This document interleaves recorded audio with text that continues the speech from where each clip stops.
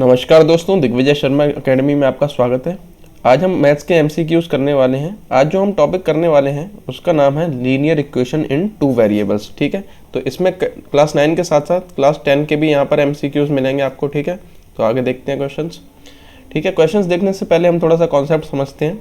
तो अगर इक्वेशन जो लाइन की दे रखी है ax + by + c की फॉर्म में, जहाँ पर a b c क्या है, रियल नंबर है, और a और b दोनों ही क्या है, ज़ीरो नहीं हो सकते हैं, तो ये क्या है, linear equation in two variables होते हैं। इसमें टू वेरिएबल्स यानी कि दो वेरिएबल हैं, x और y, ये वेरिएबल होंगे, तो ये लाइन की इक्वेशन होती है। अ linear equation in two variable has infinitely many solution. तो x और y के अलग इनफाइनाइट सॉल्यूशन होते हैं। एक ही लाइन है, एक लाइन में दो वेरिएबल होते हैं, तो इनके सॉल्यूशन इनफाइनाइट हो सकते हैं। इसका मतलब क्या हुआ, अगर कोई लाइन दे रखी है 3x + 4y = 8 ऐसे दे रखा है, तो अगर मैं यहाँ पर x की वैल्यू 0 रखता हूँ तो y की वैल्यू अलग आ जाएगी, अगर 1 रखता हूँ तो y की अलग वैल्यू आएगी। ऐसे करके x की अलग अलग वैल्यूज डालते जाएंगे तो y की अलग अलग वैल्यूज आती जाएंगी। तो इस तरह हम कह सकते हैं इनके क्या है, सॉल्यूशन इनफाइनाइट होते हैं। एक इक्वेशन में दो वेरिएबल आ जाते हैं तो इनफाइनाइट सॉल्यूशन होते हैं उनके। ठीक है, आगे देखते हैं। The graph of every linear equation in two variable is a straight line. ठीक है, स्ट्रेट लाइन होती है, ये स्ट्रेट लाइन को डिफाइन करती है, ये जो ग्राफ होता है लीनियर इक्वेशन का। x = 0 is a equation of y axis, y = 0 equation of x axis. तो ये हमने कोऑर्डिनेट ज्योमेट्री वाले चैप्टर में देखा था। जो y एक्सेस होती है ऐसे करके बनती है, तो ये y एक्सेस पे क्या, x की वैल्यू 0 होती है, और x एक्सेस पे y की वैल्यू 0 होती है। ठीक है, ये y एक्सेस होती है, ये x एक्सेस होती है।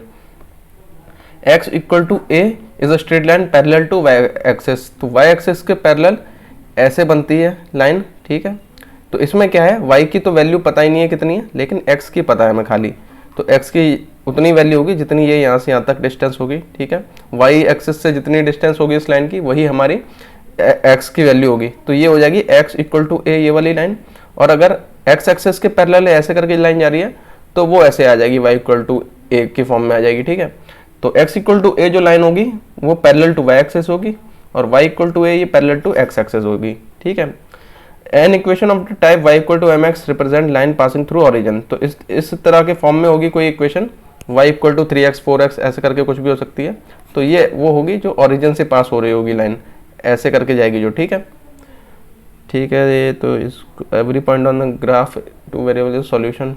तो जो भी ये कोई पॉइंट होता है, इन पे अलग अलग पॉइंट्स होते हैं, वो इनका सॉल्यूशन बताते हैं, x y की वैल्यू बताते हैं। ठीक है, यही लिखा हुआ है।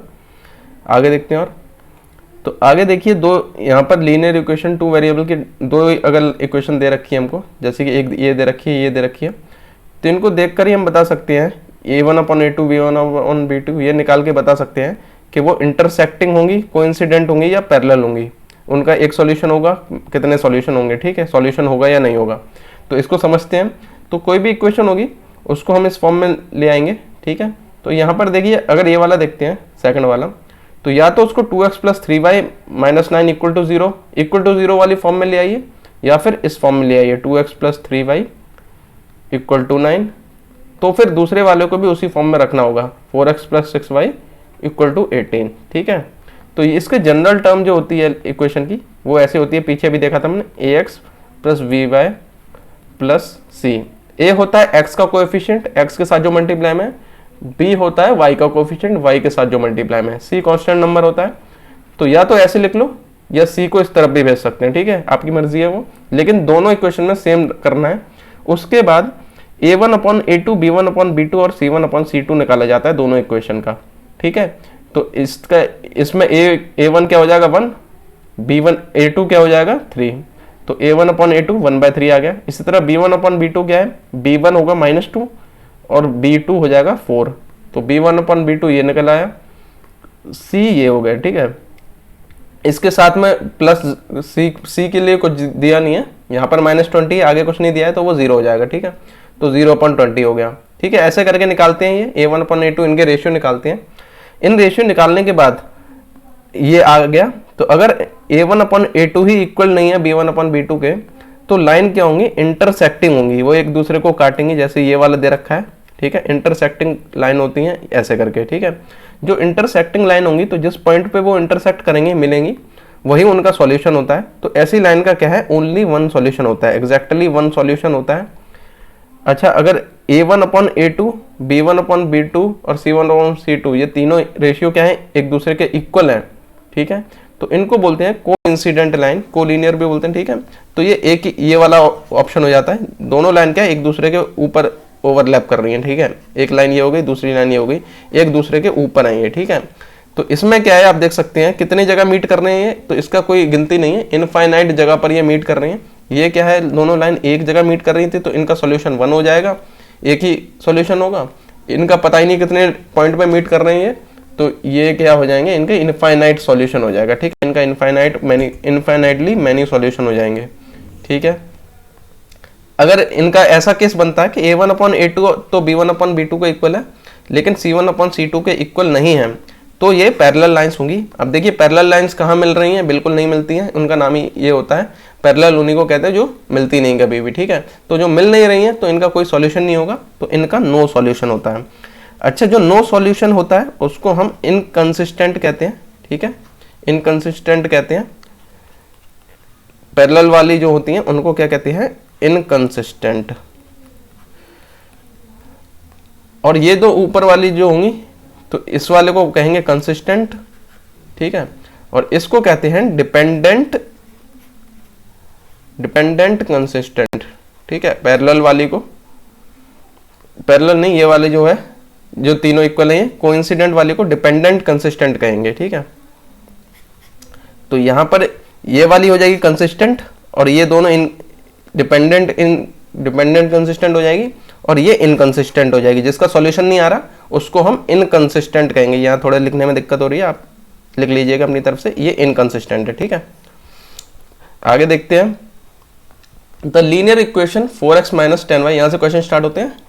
इसके हमें कितने सॉल्यूशन होंगे, तो एक ही इक्वेशन में जब दो वेरिएबल दिए हों तो उसके इनफाइनाइट मैनी सॉल्यूशन होते हैं। अभी बताया मैंने, x की वैल्यू यहाँ पर 0 रख दूंगा तो y की वैल्यू अलग आ जाएगी, अगर यहाँ पे x की वैल्यू 1 रख देंगे तो अलग आ जाएगी। तो इस तरीके से इसके कितने भी सॉल्यूशन हो सकते हैं।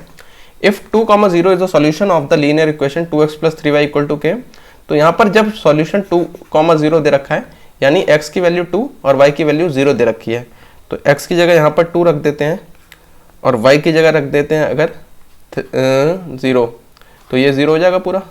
तो 2 × 2 ये 2 है, तो k की वैल्यू क्या है, 4 आ रही है, ठीक है। तो k की वैल्यू ही निकालनी है हमें, ये ऑप्शन सही हो जाएगा इसका। In equation y = mx + c, ठीक है। तो यहाँ पर देखिए ये क्वेश्चन थोड़ा सा टाइप नहीं हुआ है, यहाँ पर पूछा गया था m क्या होता है, ठीक है, m क्या होता है ये पूछा गया था क्वेश्चन में। तो m इसमें क्या होता है, स्लोप होता है इसका, ठीक है।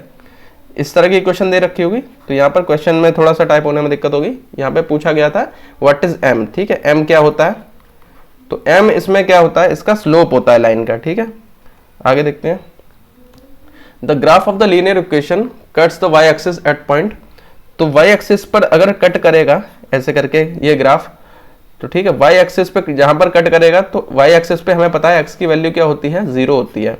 तो इसमें अगर x की वैल्यू 0 रख देता हूं मैं, तो ये वाला 0 हो जाएगा, तो 3y हो जाएगा 6, तो y की वैल्यू आ जाएगी 2, ठीक है, 2 आ जाएगी। तो 2 आ जाएगी तो ये हमारा जो पॉइंट होगा जहाँ पर ये कट करेगा y एक्सिस को, वो हो जाएगा 0,2, तो 0,2 ये डी ऑप्शन है, तो डी ऑप्शन ये करेक्ट हो जाएगा इसका, ठीक है। आगे देखते हैं, any point on the line y = x is of form, तो y = x है, यानी x और y की दोनों वैल्यू क्या है, सेम है।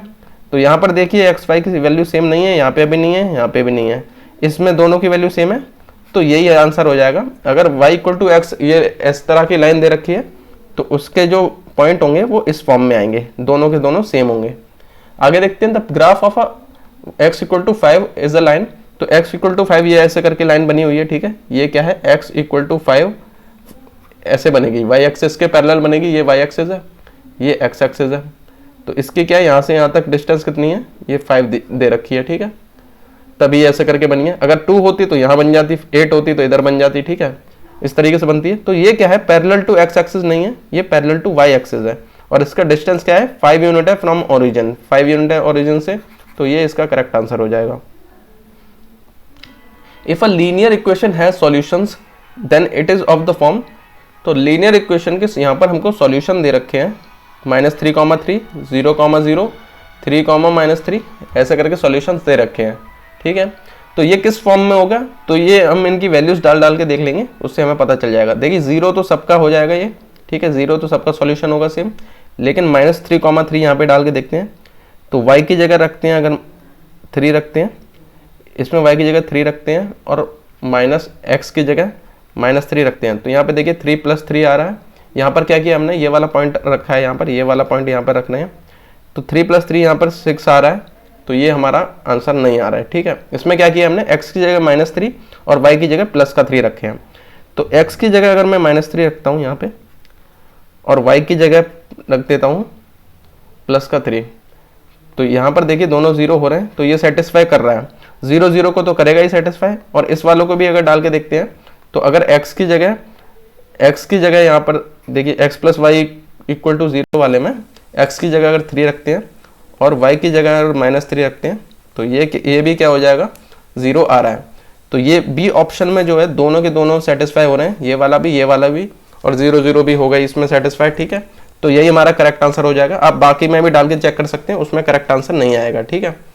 तो आगे देखते हैं, the positive solution of the equation always lie in the, तो ये हमने कोऑर्डिनेट ज्योमेट्री वाले चैप्टर में पढ़ा था। जो पॉजिटिव सॉल्यूशन होता है वो फर्स्ट क्वाड्रेंट में, यहाँ पर x और y दोनों की वैल्यू पॉजिटिव होती है, ठीक है। फर्स्ट क्वाड्रेंट में x y की वैल्यू पॉजिटिव होती है, तो फर्स्ट क्वाड्रेंट में इन दोनों का सॉल्यूशन क्या है, the positive solution of the equation lie in, तो ये फर्स्ट क्वाड्रेंट में ही पाया जाएगा इनका पॉजिटिव सॉल्यूशन, ठीक है। The pairs of equations have, तो यहाँ पर 2 इक्वेशन दे रखी हैं, इनका सॉल्यूशन कैसा होगा ये बताना है। तो इसमें हम वही निकालेंगे, इनका a1/a2 b1/b2 ये निकालना पड़ेगा। तो a1/a2 निकालते हैं, तो देखिए a2 ये है, a1 इसका क्या होगा, 1 हो जाएगा। तो a1/a2 हो जाएगा, x के साथ क्या है, कोएफिशिएंट 1 है, और यहाँ पर x के साथ क्या है, -4 है, तो ये हो जाएगा -4, तो माइनस ऊपर लगा देंगे, ये हो जाएगा -1/4।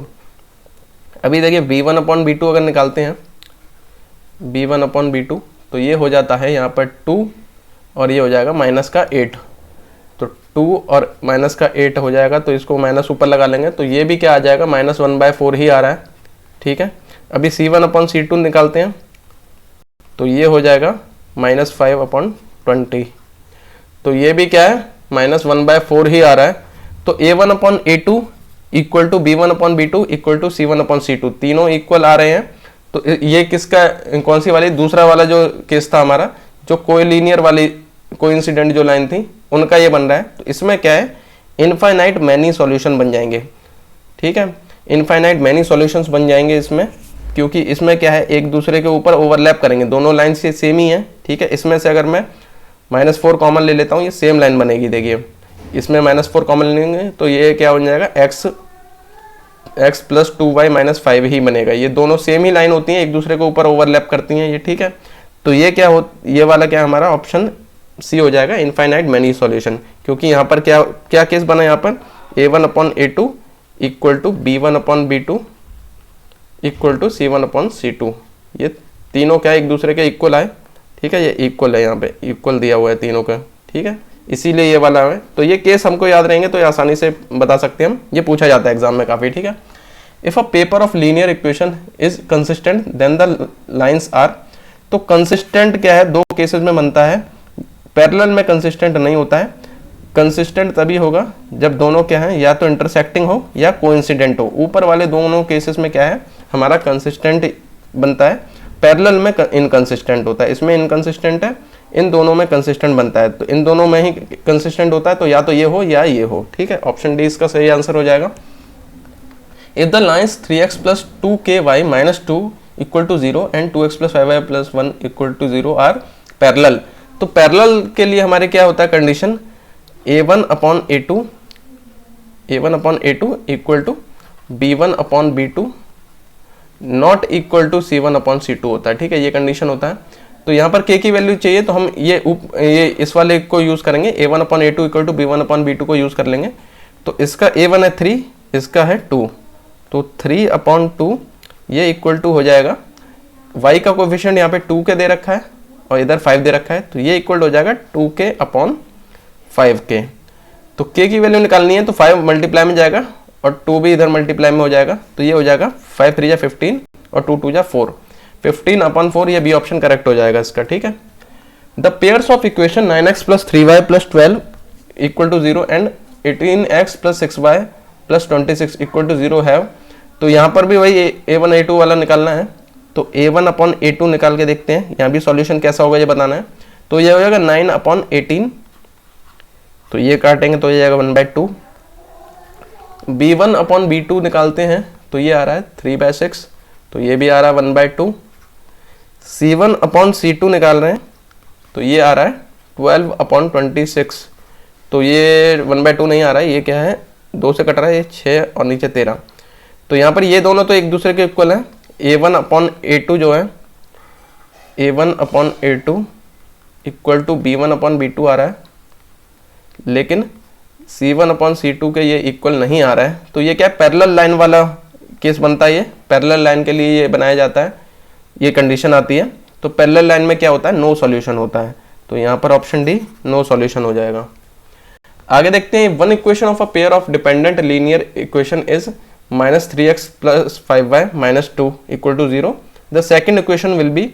तो देखिए अगर डिपेंडेंट वाला कौन सा केस होता था, उसमें ये केस बनता था a1 अपॉन a2, बीच वाला जो मैंने बताया था, ऊपर वाला कंसिस्टेंट था, नीचे वाला बीच वाला डिपेंडेंट था। तो ये कौन सा कोलिनियर वाला था, ठीक है, कोइंसिडेंट लाइन जो बनती थी। तो a1 upon a2, b1 upon b2 और c1 अपॉन c2 ये तीनों इक्वल होंगे, ठीक है, ठीक है। तो देखिए यहाँ पर -3x है प्लस 5y है माइनस 2 है। तो जो अगली इक्वेशन बनेगी वो ऐसे बनेगी, इसमें पूरे को एक किसी भी नंबर से मल्टीप्लाई कर दिया जाएगा। तो यहाँ पर अगर ऑप्शन देखते हैं तो इसका -3x है, तो देखिए साइन तो चेंज नहीं होता है इनका, ठीक है। तो इसका क्या है -3x का अगर यहाँ देखते हैं तो -6x होना चाहिए। इसको मैं 2 से मल्टीप्लाई करता हूँ तो आएगा माइनस का 6x प्लस का 10y और माइनस का 4, ठीक है। तो ये वाला ऑप्शन सी है।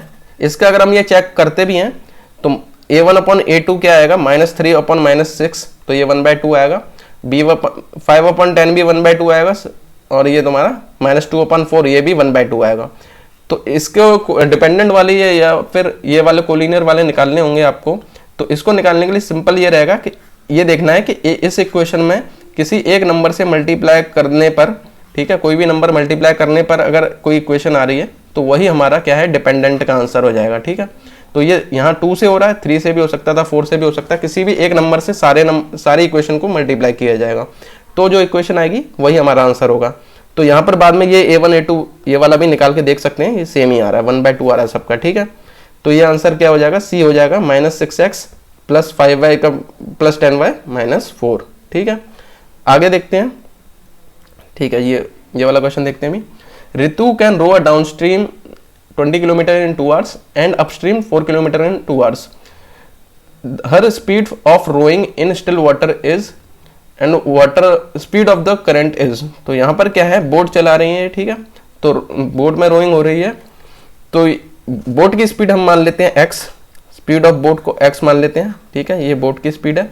और जो करंट यानी वाटर की स्पीड है उसको y मान लेते हैं, ठीक है, करंट की स्पीड को हम y मान लेते हैं, ठीक है, इसको y मान लिया, इसको स्टिल रोइंग की स्पीड को x मान लिया, ठीक है। तो यहाँ पर डाउन स्ट्रीम दे रखा है। तो देखिए डाउन स्ट्रीम क्या होता है, डाउन स्ट्रीम जब हम पानी के भाव के साथ जाते हैं तो इसमें क्या है, दोनों को ऐड कर दिया जाता है, ठीक है, दोनों को ऐड कर दिया जाता है। ये दोनों स्पीड है, स्पीड ऑफ बोट, ये है स्पीड ऑफ करंट।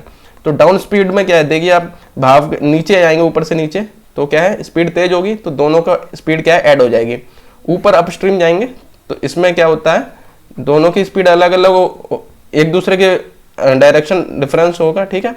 तो इसमें क्या होता है, ये माइनस हो जाती है, ठीक है, डाउन स्ट्रीम में ऐड, अप स्ट्रीम में माइनस। तो डाउन स्ट्रीम में दोनों को ऐड कर दिया, और ये क्योंकि स्पीड है तो यहाँ पर भी हमें स्पीड लिखनी पड़ेगी। तो 20 किलोमीटर इन 2 hours, तो यानी कि स्पीड क्या हो जाएगी, 20 डिवाइड बाय 2 से निकल आएगी, ठीक है, डिस्टेंस अपॉन टाइम से निकल आएगी, तो ये हो जाएगा 10। इसी तरह से अप स्ट्रीम में जो स्पीड आएगी तो वो हो जाएगी x माइनस वाई, ठीक है, तो ये हो जाएगी 4/2, तो ये 2 हो जाएगी। अभी इसको सॉल्व कर लेंगे तो दोनों इक्वेशन को ऐड करेंगे तो ये प्लस का y और माइनस का y ये कट जाएगा, यहाँ 2x आ जाएगा, 10 + 2 ये हो जाएगा 12, ठीक है। तो x की वैल्यू आ जाएगी हमारी 6, ठीक है, x 6 आ गया। अब दोनों को जोड़ के 10 आ रहा है, तो यहाँ पे y की वैल्यू भी क्या आ जाएगी, 4 आ जाएगी। ठीक है, इस इक्वेशन में 6 डालेंगे तो y की वैल्यू 4 आ जाएगी आराम से। तो हमारा 6 और 4 आंसर हो जाएगा। ठीक है, तो 6 और 4 ये C हो जाएगा आंसर। 6 क्या है, रोइंग स्पीड है, और 4 जो है वो करंट की स्पीड है। अगर आपको बोट के क्वेश्चंस में दिक्कत होती है, ऐसे बोट और स्ट्रीम वाले क्वेश्चन में, तो आप कमेंट सेक्शन में बता दीजिए, मैं इसके ऊपर अलग से एक वीडियो बना दूंगा, तो काफ़ी आपका ये टॉपिक क्लियर हो जाएगा। ठीक है, आगे देखते हैं।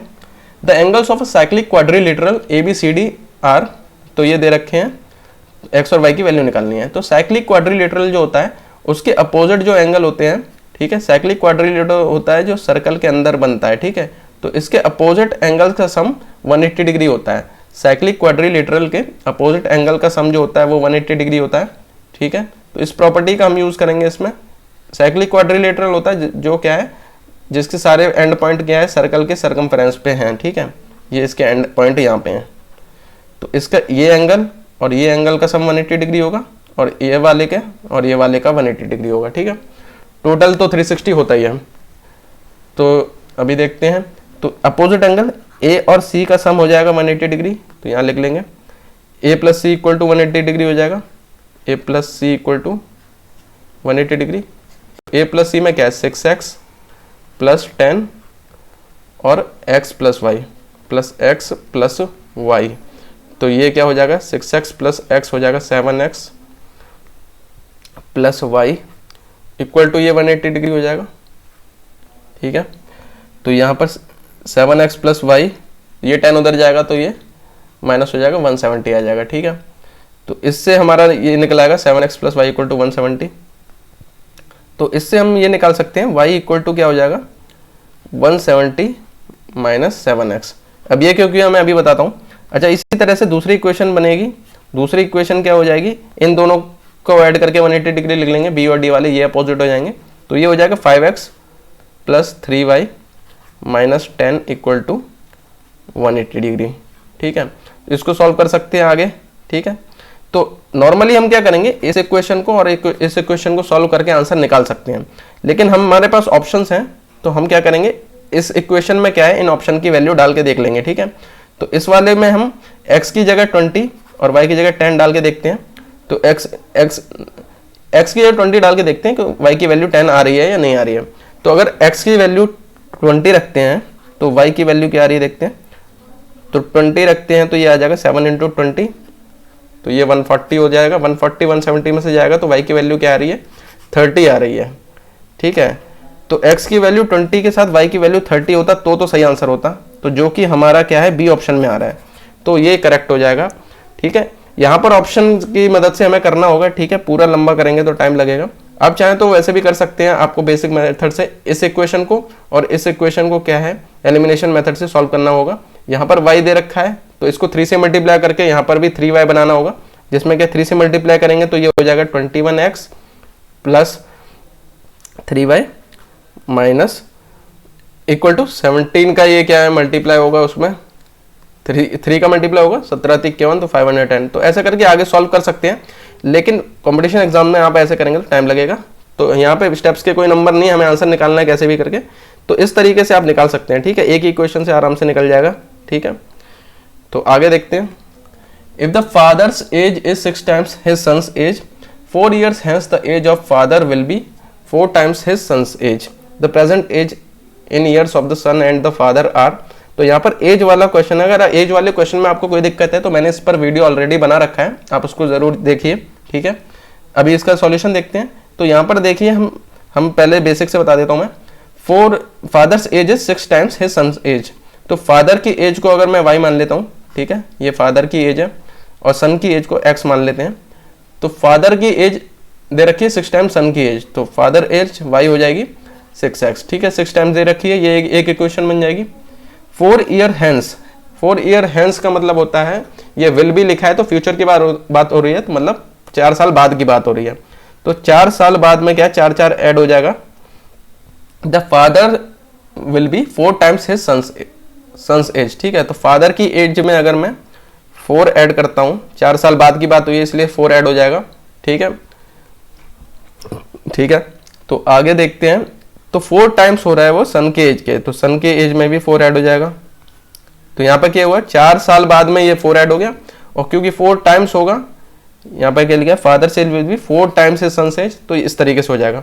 तो यहाँ पर देखिए सॉल्व कर सकते हैं इसको, y की वैल्यू हम 6x डाल देंगे इसमें, तो 6x + 4 हो जाएगा, ये अंदर मल्टीप्लाई होगा 4x + 16, ठीक है।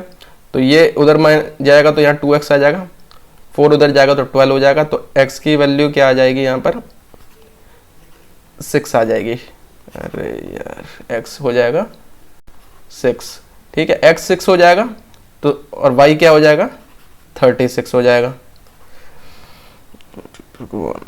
y 36 हो जाएगा, ठीक है। तो 636 आंसर आ जाएगा, ये सी ऑप्शन हो जाएगा, ठीक है। अब देखिए इसको ऑप्शन मेथड से भी हम कर सकते थे। यहाँ पर क्या है, father's age is 6 times his son's age, तो ये देख लेंगे कौन से ऑप्शन में 6 टाइम्स हो रहा है, ये क्या है 6 टाइम्स हो रहा है, ठीक है, तो ये हो सकता है आंसर, ये भी 6 टाइम्स हो रहा है, ये भी आंसर हो सकता है, ये भी हो सकता है, ठीक है। तो ये तो हो ही नहीं रहा है, 8 टाइम्स हो रहा है, तो ये नहीं होगा।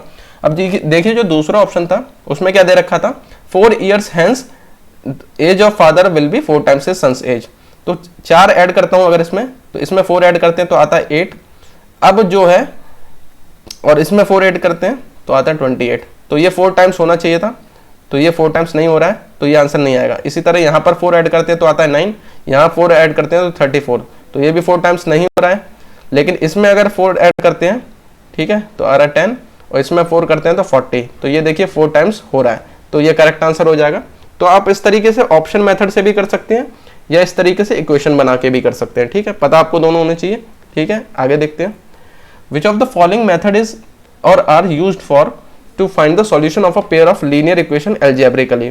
तो एल्जेब्रिकली हम निकालते हैं जब लीनियर इक्वेशन का सॉल्यूशन, तो ये सारे के सारे मेथड यूज होते हैं, substitution, elimination, cross multiplication method, ये सारे के सारे मेथड होते हैं यूज, इसीलिए ऑप्शन डी करेक्ट आंसर हो जाएगा इसका, ठीक है। The larger of 2 supplementary angles exceeds the smaller by 18 degrees.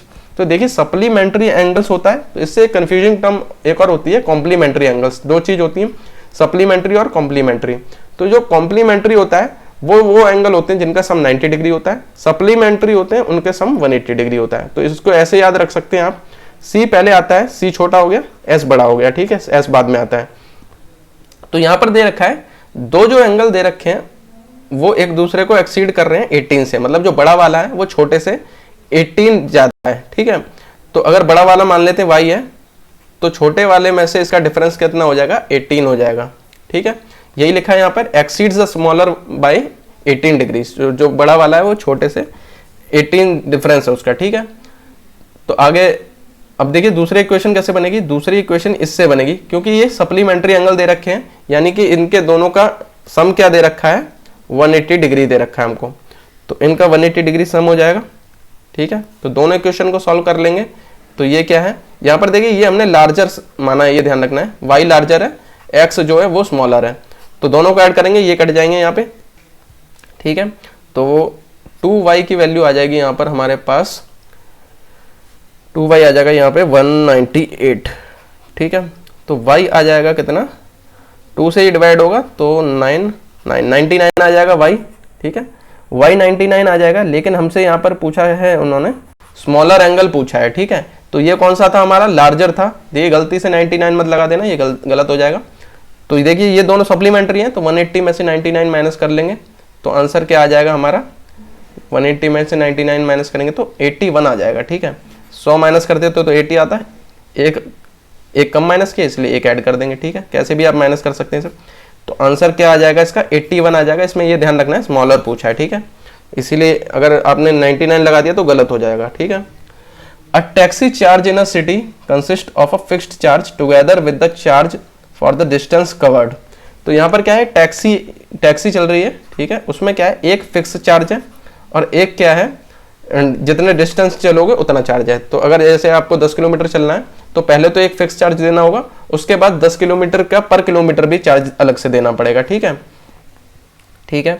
तो यहाँ पर क्या है, for a distance of 10 kilometre charge paid is 105। तो 10 किलोमीटर के लिए टोटल जो पैसे देने पड़ रहे हैं वो 105 है, और 15 किलोमीटर के लिए क्या है 155 है, ये 155 है। तो फिक्स्ड चार्ज और चार्ज पर किलोमीटर निकालना है, तो एक तो फिक्स्ड चार्ज है जो लगना ही लगना है, तो उसको हम x मान लेते हैं, और चार्ज पर किलोमीटर हर एक किलोमीटर पे जितना चार्ज लगेगा उसे y मान लेते हैं, ठीक है। तो यहाँ पर दो इक्वेशन बनेगी, पहली 10 किलोमीटर के लिए दे रखा है 10 किलोमीटर के लिए 105, तो एक तो x हो गया, फिक्स चार्ज तो लगना ही है। इसके अलावा हर एक किलोमीटर पे उन्होंने कितना y लगाया है, ठीक है, y रुपीस लगेगा हर किलोमीटर के लिए। तो 10 किलोमीटर के लिए क्या हो जाएगा, 10y हो जाएगा वो चार्ज, तो टोटल 105 आ रहा है। तो ये कैसे निकाला हमने, फिक्स और पर किलोमीटर, तो 10 किलोमीटर के लिए 1 किलोमीटर का जो प्राइस है वो मल्टीप्लाई हो जाएगा। इसी तरह 15 किलोमीटर के लिए हो जाएगा ये 15y इक्वल टू 155 है, ठीक है। तो इसको सॉल्व करेंगे अगर, ठीक है, तो ये ऊपर वाले को नीचे लिख लेता हूँ, थोड़ा इजी हो जाएगा ये। 10y इक्वल टू 105, तो ये माइनस हो जाएगा, इससे साइन चेंज हो जाएंगे, तो यहाँ ये कट जाएगा, यहाँ आएगा 5y, ये हो जाएगा 50, ठीक है। तो y की वैल्यू आ जाएगी, ये 5 डिवाइड में हो जाएगा 10, ठीक है, y 10 आ जाएगा। और y की वैल्यू अगर मैं यहाँ 10 डालता हूँ यहाँ पर, तो ये हो जाएगा 100 उधर माइनस जाएगा, तो x की वैल्यू आ जाएगी 5, ठीक है। 100 उधर जाएगा तो x की वैल्यू 5 आ जाएगी, ठीक है। तो ये y की वैल्यू 10 आप किसी भी इक्वेशन में डाल दीजिएगा, इसमें या इसमें, तो आंसर आ जाएगा x की 5 आ जाएगी। तो हमारा जो फिक्स्ड चार्ज है x की वैल्यू वो 5 रुपीज़ हो जाएगी, और चार्ज पर किलोमीटर हो जाएगा 10 रुपीज़, ठीक है। तो इस तरीके से इसका आंसर आ जाएगा। एनसीईआरटी का क्वेश्चन है ये भी। If we add 1 to the numerator and subtract 1 from the denominator, a fraction reduces to 1, it becomes 1/2 if we only add 1 to the denominator. What is the fraction? तो fraction को हम मान लेंगे x upon Y है हमारी जो fraction है, तो x हमारा न्यूमरेटर है, y डिनोमिनेटर है। If we add 1 to the numerator and subtract 1 from the denominator, तो इसमें अगर 1 ऐड किया जाता है और इसमें से 1 माइनस किया जाता है, ठीक है, तो इसके फ्रैक्शन क्या है, 1 बन जाती है, ठीक है। तो इससे आगे सॉल्व करेंगे तो ये बन जाएगा x plus 1 equal to y minus 1, ठीक है। तो x माइनस वाई हो जाएगा, x माइनस वाई हो जाएगा -2, ठीक है। 1 उधर जाएगा, माइनस का हो जाएगा। दूसरी इक्वेशन हमारी बनेगी it becomes 1/2 if we only add 1 to the denominator, ठीक है। इसको आगे ऐसे भी लिख सकते हैं, x क्या हो जाएगा, y -2 हो जाएगा, ठीक है। तो it becomes 1/2 if we only add 1 to the denominator, तो खाली डिनोमिनेटर में जब 1 ऐड करते हैं तो हमारी जो इक्वेशन क्या बन रही है वो 1/2 हो जाती है। तो यहाँ पर देखिए x की जगह हम क्या लिख देंगे, चलो इसको सॉल्व कर लेते हैं पहले। 2x हो जाएगा y प्लस 1, तो x की जगह y -2 लिख सकते हैं, तो x की जगह लिख देंगे y -2। ये सब्स्टिट्यूशन मेथड होता है, एक की वैल्यू दूसरे में डाल देते हैं ऐसे, तो ये हो जाएगा y प्लस 1। तो इसका आगे सॉल्व कर लेंगे, 2y -4 हो जाएगा y प्लस 1, y उधर जाएगा तो y रह जाएगा, यहाँ पर -4 उधर जाएगा तो प्लस का 4 हो जाएगा, तो y हो जाएगा 5, ठीक है। यहाँ पर ये -4 उधर जाएगा तो ये प्लस हो जाएगा, ठीक है। y ये वाला इधर जाएगा तो माइनस हो जाएगा, y की वैल्यू 5 आ गई, y की वैल्यू 5 अगर इसमें डाल देंगे हम, तो 5 - 2 से x की वैल्यू आ जाएगी 3। तो हमारी जो फ्रैक्शन है, जो हमने x अपॉन वाई मानी थी, तो हमारी फ्रैक्शन आ जाएगी x अपॉन वाई जो हमने मानी थी वो हो जाएगा x की वैल्यू 3 और y की वैल्यू 5। तो ये करेक्ट आंसर हो जाएगा। इसको हम चेक भी कर सकते हैं, इनमें दोनों में अगर मैं 1 ऐड करता हूँ, ठीक है, तो दोनों क्या हो रहे हैं हमारे, दोनों में ऐड नहीं, नीचे वाले में एक माइनस करते हैं, ऊपर में ऐड करते हैं, तो क्या ये 4 आ रहा है, ठीक है, तो ये 1 बन जा रहा है। और अगर सिर्फ नीचे वाले में मैं ऐड करता हूँ 1, तो नीचे वाला 6 हो जाएगा, ऊपर वाला 3, तो ये 1/2 भी हो रहा है। तो ये करेक्ट आंसर है। तो करेक्ट आंसर क्या है हमारा, 3/5 है इसका, ठीक है। तो हमारे क्वेश्चन यहीं खत्म होते हैं। अगर आपको ये वीडियो पसंद आया तो वीडियो को लाइक कीजिए। अगर आप एंड तक बने रहे तो आपका बहुत बहुत थैंक यू। अगर आपको किस टॉपिक पर वीडियो बनाना है ये बता सकते हैं आप कमेंट सेक्शन में, ठीक है। अगर आपको AEES PRT की कंप्लीट सिलेबस देखना है तो इस प्लेलिस्ट को जरूर चेकआउट कीजिए। अगर आप ये PPT डाउनलोड करना चाहते हैं क्वेश्चंस के लिए, तो दिग्विजय शर्मा एकेडमी के टेलीग्राम चैनल पर जाकर आप ये PPT डाउनलोड कर सकते हैं। अगर आप ऐसे ही वीडियोस और देखना चाहते हैं तो हमारे चैनल को सब्सक्राइब जरूर कीजिए। मिलते हैं अगले वीडियो में।